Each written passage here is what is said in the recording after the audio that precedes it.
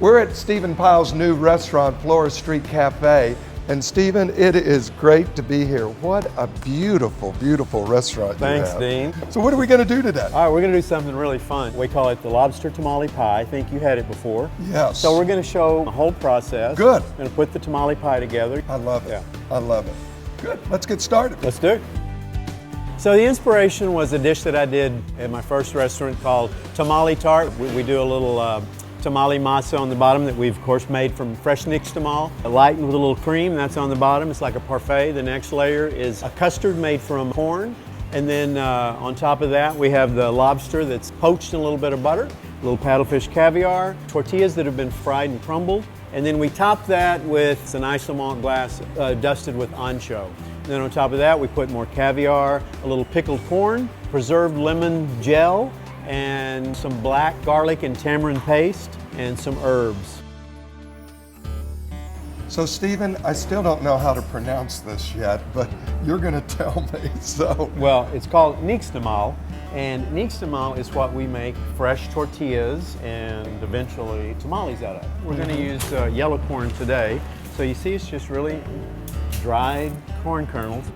And the recipe is about 3 ounces of what we're going to use here, the Calviva, to about 10 pounds of the corn. And what is Calviva? Calviva? Calviva, let's talk about that. It's very important. This is calcium hydroxide. We cover the corn with water and we add some of the Calviva. So we bring that to a boil and we cook it anywhere from 40 minutes to an hour. It depends on the reaction and what your corn's like. I mean, it's right. a little sensitive. Okay. And so what we do then is let it sit in the mix overnight. So we're gonna grind it now. You ready to grind it? I'm ready. All right. This is our Molino. These are made only in Mexico. Perfect. So what we Put do, me to work. we'll turn it on back there. Okay. Now we're gonna put the nixtamal. You put that in. Okay. Now, and then we're just gonna add water.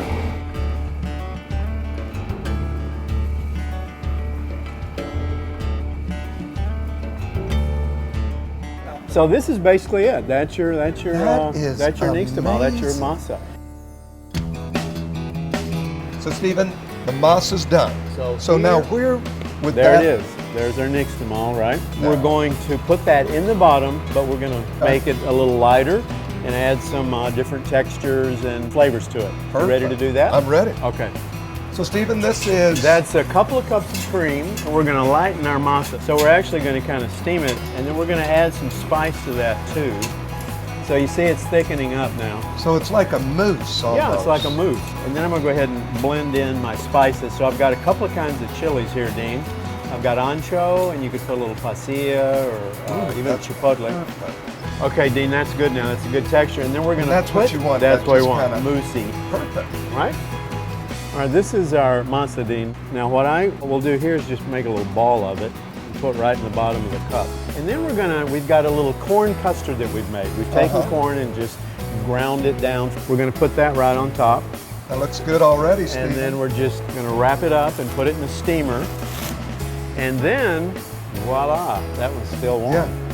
Fresh out of the steamer. All right, so you know what? What's it missing? It's missing lobster. the lobster. Right, I'm going to let you cook it. Okay. We're just going to cook that in a little butter.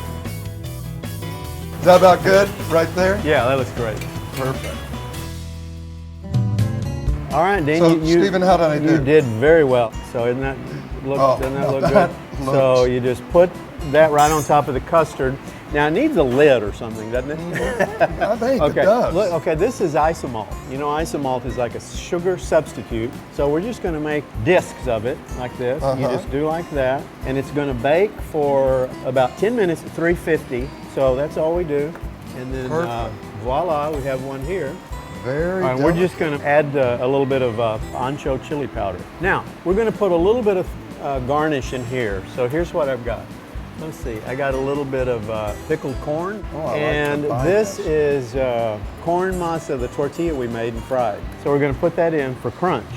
Now we're going to double dip on the caviar. I'm going to put caviar in the bottom and our ancho glass right on top. Oh, I like that. Let's add a little bit more corn on one side. I think a bunch more caviar right there. And then we'll put a little flour. Yeah. Now here's what else it needs. This is a preserved lemon puree, and this is a black garlic and tamarind puree.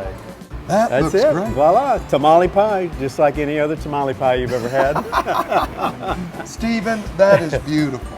I love your aspect of taking Southwest cuisine to that refined, higher level.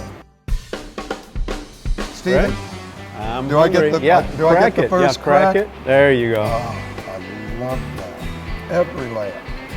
The great thing is you can taste every layer. It's like a parfait almost, right? Yeah, it is. The flavors are so intense.